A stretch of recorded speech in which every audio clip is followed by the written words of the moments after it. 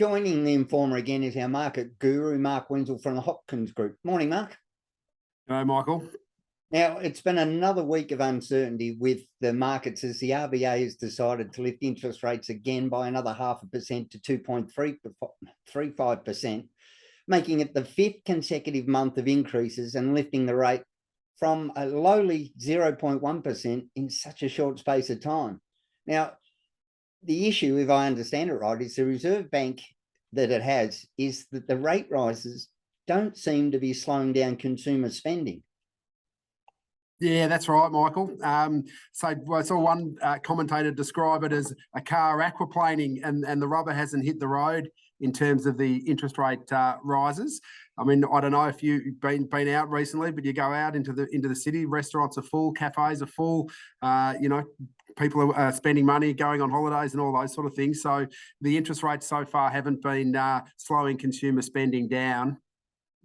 Which is really going to mean, I guess, that the expectations are that at some stage they're going to hurt consumers and that they're going to start to slow their spending down, perhaps late this year, early next year, and is when the economy will start to slow and perhaps that inflation comes under control.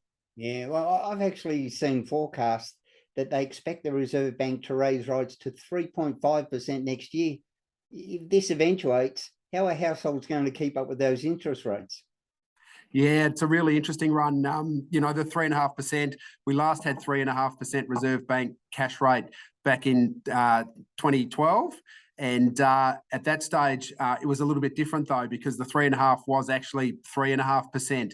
Since then, and since the cutting, the major lending institutions, the banks, have kept 72 basis points of those cuts. So effectively, the 3.5% interest rate is effectively a 4.22% interest rate because they haven't passed on all the cuts. So that added to the higher cost of living, and the borrowing costs have increased. So the amount of borrowing has increased as well by 26%. So we've got more borrowing than we did have in 2012.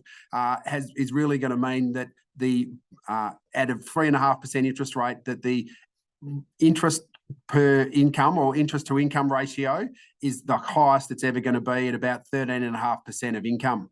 Wow. Wage pressure continues to be prevalent in the economy, and one of the major banks has made an offer to actually lower paid staff to increase their wages by 5%. Yeah, that's a really interesting one, this one. And certainly, again, we've been talking continually about, pressures around wages and employment. And what the NAB has actually done is offered staff with under $100,000 income to increase their wages by 5%. But they've also offered to have an extended holiday from 4 weeks annual leave to 5 weeks annual leave, which, as I say, was a really interesting solution and probably really sums up, one of the key issues in the economy at the moment, that, obviously there's wage pressure from people wanting to get higher wages so that they can cope with the cost of living pressures. But the companies don't want to, have to pay huge amounts, because then they'd have to pass on price increases, and that would obviously add further pressure to cost of living pressures. So by offering an extra week, they've trying to come up with a solution that keeps their cost increases down, but provides that benefit to the employees. And it'll be really interesting to see if the financial services sector union goes for it and whether the employees embrace that type of strategy. And if they do, you can expect to see it, in other companies and across other industries. Right. And Europe continues to be under severe strain due to the Russia cutting off the supply of energy to the region. Yeah, so again, they were originally sort of saying that it was just a short-term pipeline fix, and now they've cut it off completely. Into Europe, as trying to negotiate to get some of the sanctions against Russia removed.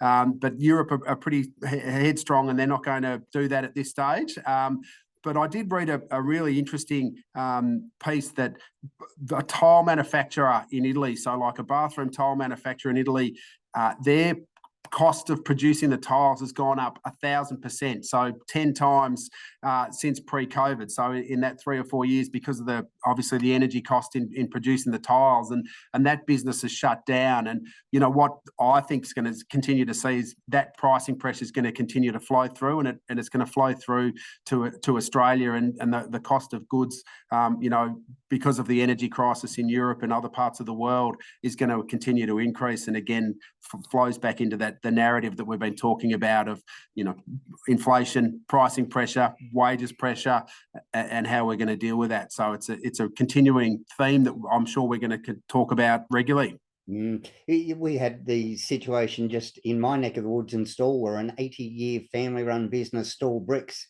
closed down because their gas price had doubled to $1 million in the space of 12 months, and they could no longer be profitable. So common occurrence.